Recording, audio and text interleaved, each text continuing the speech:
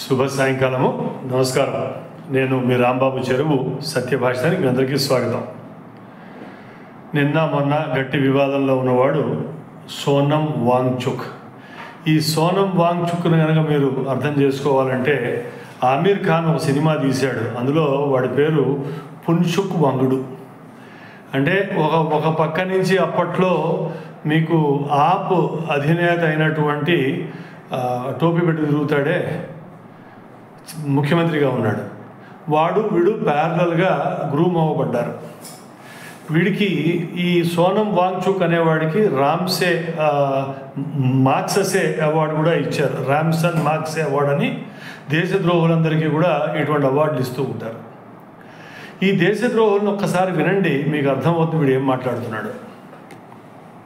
Comedian है जिन्होंने कहा कि जब चीन घुस आता है तो लद्दाख के लोग जान देकर रोकते हैं, मगर अब अगर भारत सरकार हमारे लिए कुछ नहीं कर रहा है तो अगली बार वो आए तो हम उनको रास्ता दिखाएंगे, हम रोकेंगे नहीं, हम जान क्यों दे जब हमारा कोई संरक्षण नहीं हो रहा है।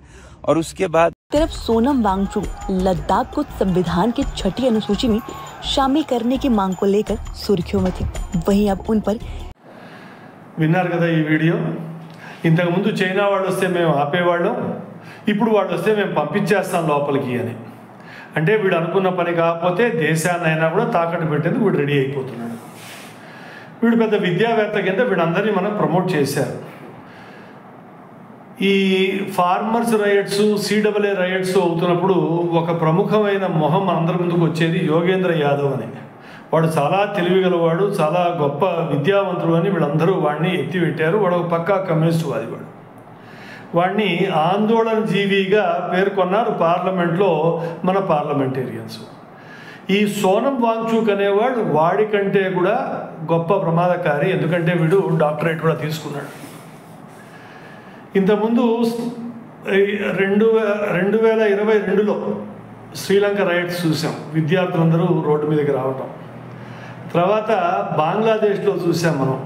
బంగ్లాదేశ్లో షేక్ హసీనా పట్ల ఓటు చోరీ, ఇవాళ రాహుల్ గాంధీ అంటాం ఓటు చోరీ, వాడు కూడా అక్కడ మాట్లాడుతూ ఏదో సుప్రీంకోర్టు ఒక రిజర్వేషను డిఫెన్స్ కాదు, వాళ్ళ స్వాతంత్ర సమర యోధులకి పిల్లలకి రిజర్వేషన్ ఇస్తూ పెట్టినప్పుడు విద్యార్థులందరూ కూడా ఒక్కసారిగా ఊకమ్మడిగా రోడ్డు మీదకి వచ్చారు. తర్వాత ఏమైందో మీకు తెలుసు. మొన్న ఈ మధ్య నేపాల్, వీళ్ళందరి మాటలు మాట్లాడుతూ సోనం వాంగ్చుక్ ఏమంటాడంటే అరబ్ స్ప్రింగ్స్ను గుర్తు చేస్తున్నాడు.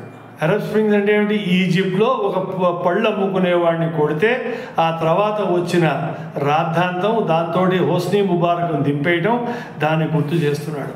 అంటే పిల్లల్ని, విద్యావంతుల్ని, యువతని ప్రేరేపించే ప్రయత్నం. తర్వాత చూద్దాం కదా, నేపాల్ నుంచి, టిబెట్ నుంచి విద్యార్థి సమూహాలు బయట నుంచి వచ్చి అక్కడ ఉన్న వాళ్ళని చూస్తే ఒకడికి 30 ఏళ్ళు 32 ఏళ్ళ వాళ్ళు గన్ను పట్టుకు దిగారు రోడ్ల మీదకి ప్రొటెస్ట్ చేసేందుకు, ఎజిటేషన్ చేసేందుకు. అంటే టూల్ కిట్ ఎంత గట్టిగా దింపగలిగారో మీరు ఒక్కసారి ఆలోచించండి. ఈ టూల్ కిట్ మన దగ్గర మొదలైందనే విషయం మీకు చెప్పగానే చెబుతున్నారు ఈ ఆందోళనకారులు. దీనికి తోడు కాన్పూర్లో మొదలైంది. ఐ లవ్ మొహమ్మద్ అంటూ ఒక జెండాలు పట్టుకుని ఊకమ్మడిగా సమూహం బయటపడ్డారు శుక్రవారం మధ్యాహ్నం నమాజ్ తర్వాత. దీన్ని పురస్కరించుకుని తౌకీర్ రజా అని లక్నో దగ్గర, లేకపోతే బరేలీ అని ఒక పట్టణం ఉంది. ఆ బరేలీ పట్టణంలో తౌకీర్ రజా, వీడు ఒకప్పుడు కాంగ్రెస్, ఒకప్పుడు ఎస్పీ, ఒకప్పుడు బిఎస్పీ, అన్ని పార్టీలు తిరిగిన వాడు.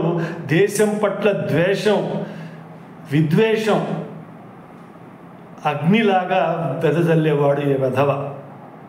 వాడు పిలుపునిచ్చారు, లక్షలాది మంది రోడ్ల మీద పడ్డారు. ఈ ఐ లవ్ మొహమ్మద్ ఒక్కసారి ఇది కూడా చూడండి, ఈ వీడియో చూస్తే మీకు అర్థమవుతుంది. దీని తర్వాత మనం మాట్లాడుకుందాం. सामने आया जिसने सभी को हैरान कर दिया। यहाँ जुमे की नमाज के बाद आई लव मोहम्मद के पोस्टर के साथ प्रदर्शनकारी सड़क पर उतर आए। इस दौरान पुलिस ने भीड़ को समझाने की पोस्टर विवाद के बाद आईएमसी प्रमुख मौलाना तौकीर रजा ने प्रोटेस्ट का ऐलान किया था, जिसके बाद ही ये भीड़ एकत्र हुई और फिर प्रदर्शनकारी भीड़ ने माहौल खराब करने की कोशिश की। चलिए अब ये भी जान लीजिए कि कौन है मौलाना तौकीर रजा, जिसके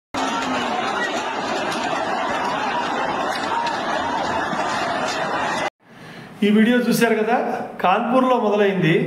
గాంధీనగర్ గుజరాత్లో అక్కడ దాండియా ఆడుతున్న సమూహం మీద, అంటే ఆడపిల్లలు మగపిల్లలు దాండియా ఆడతారు కదా నవరాత్రులలో దాండియా ఆడితే వాళ్ళ మీద రాళ్ళు కొట్టడం, విధ్వంసం చేయటం, పోలీసు వాహనాలు ధ్వంసం చేయటం, గవర్నమెంట్ ఆస్తుల్ని పాడు చేయటం ఈ ఐ లవ్ మొహమ్మద్ బ్యానర్ కింద వీళ్ళు చేస్తున్న పనులు.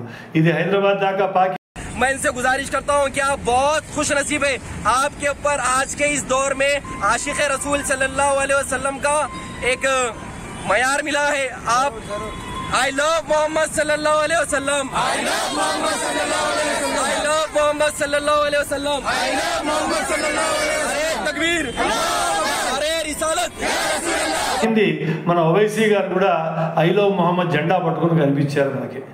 అంటే వీళ్ళు ఏం చేస్తున్నారంటే ఎటువంటి ఎక్స్పెరిమెంట్ చేస్తే హిందువులు రియాక్ట్ అవుతారు, ఎటువంటి ఎక్స్పెరిమెంట్ చేస్తే హిందువులు రియాక్ట్ అవ్వరు, ఈ దేశాన్ని కనుక అడ్డగోలుగా కత్తిరించాలంటే, ఈ దేశాన్ని విభజించాలంటే ఏం చేయాలని ఎవరి పన్నాగాలు వాళ్ళు పడుతున్నారు. ఇది కూడా టూల్ కిట్లో ఒక భాగమే అని నా అభిప్రాయం. వీటన్నిటి వెనకాల బీహార్లో 20 ప్రాంతాలు గట్టిగా తిరిగాడు 15 రోజుల పాటు. ఆ తిరిగిన ప్రాంతాలన్నీ కూడాను ముస్లిం జనబాహుళ్యం ఉన్న ప్రాంతాల్లో తిరిగాడు. అక్కడ ఎక్కువగా ముస్లిం ఎమ్మెల్యేలు, కాంగ్రెసే కావచ్చు, ఆర్జేడీ కావచ్చు, వాళ్ళ దగ్గర నుంచి గెలిచిన వాళ్ళందరూ ముస్లింసే. వాళ్ళందరినీ కలిపి చుట్టబెట్టుకుని వచ్చాడు ఓటు చోరీ అని. ఈ ఓటు చోరీ కింద దీన్ని పెట్టుకుంటూ తర్వాత అడిగితే చెప్పాడు వాడు యోగేంద్ర యాదవ్ అంటాడు, ఓటు చోరీకి మా దగ్గర ఎటువంటి దాఖలా లేదు, మా దగ్గర ఎటువంటి రుజువు లేదు, కాకపోతే ఒకే మాటను 100 సార్లు 100 చోట్ల చెప్తే ప్రజల్లో ఒక అనుమానపు బీజం నాటిన వాళ్ళం అవుతాము. యువతలో ఉన్న అసహనాన్ని మేము ఎన్కాష్ చేసుకునేందుకు, ఒక ఆందోళనగా తీర్చిదిద్దేందుకు ఈ ఓటు చోరీ మేము చేస్తున్నామని చెప్పి యోగేంద్ర యాదవ్ చెప్పగానే చెప్పాడు. కాబట్టి మిత్రులారా, మీకు అర్థమవుతోంది కదా, ఇవాళ అరాచకతని పెంపొందించేందుకు రాహుల్ గాంధీ వీధి తిరుగుతున్నాడు. మొన్న మలేషియా వెళ్ళొచ్చిన తర్వాత బహుశా ఈ I love Mohammed banner, Sonam వాంగ్చుక్ని కలుసుకోవటం, తర్వాత ఈ ఓటు చోరీ పణంగా రేపు రాబోయే బీహార్ ఎన్నికల కోసమని ఒక అరాచకమైన వాతావరణాన్ని సృష్టించి యువతలో ఒక అసహనాన్ని ప్రేరేపించి ఈ దేశాన్ని విభజించే ప్రయత్నం చేస్తున్నాడు. మనందరం అప్రమత్తంగా ఉండాల్సిన పరిస్థితి ఉన్నది. ఈ ఐ లవ్ మహమ్మద్కి ఎదురుగుండా I love Mahadev, I love Vishnu, I love Hanuman అనుకుంటూ జెండాలు పట్టుకుని వచ్చారు మన పిల్లలు కూడా. అది నేను తప్ప రైటా అనట్లేదు. కాకపోతే ఎప్పుడైతే మన వాళ్ళు పట్టుకొచ్చారో అది హింస ప్రేరేపించినట్టుగా వాళ్ళు అక్కడి నుంచి మీకు రాళ్ళు కొట్టడం, పోలీసు వాళ్ళు కొట్టడం ఇవన్నీ చేశారు. కాబట్టి మిత్రులారా, ఇవన్నీ చూడండి, మన చుట్టుపక్కల ఏమవుతుందో అప్రమత్తంగా ఉండండి. ఏ పార్టీ ఉన్నా మనకు తెలుసు మన పోలీసు వాళ్ళు మనకు సహాయం చేయట్లేదు. మన పోలీసు వ్యవస్థ మనకి ఎటువంటి అండగా మనకి నిల్చోవట్లేదు. మైనారిటీ పట్నే అండగా నిల్చుంటుంది. మన రేవంత్ రెడ్డి గారు హోంమంత్రిగా ఉన్నారు, ఇంతకుముందు మెహమూద్ గారు హోంమంత్రిగా ఉన్నారు. ఇంత కేసీఆర్ ఉన్నప్పుడు గత 14 ఏళ్ళు 15 ఏళ్ళుగా హిందువులు ఇక్కడ 2వ క్లాసా 3వ క్లాసా 5వ క్లాసా అంటే 8వ క్లాస్ సిటిజన్స్గానే మనం బతుకుతున్నాం. కాబట్టి మన జాగ్రత్తలో మనం ఉండటం మంచిది.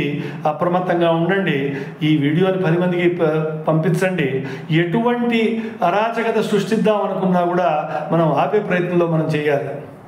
ఈ వీడియోని కనుక మీరు మొదటిసారి వింటున్నట్టయితే దయచేసి సత్యభాషానికి సబ్స్క్రైబ్ చేయండి. ఈ వీడియోని లైక్ చేయండి, 10 మందికి పంపించండి. వచ్చే శీర్షిక వరకు ఉంటాను మరి. రాంబాబు చెరువు, హైదరాబాద్.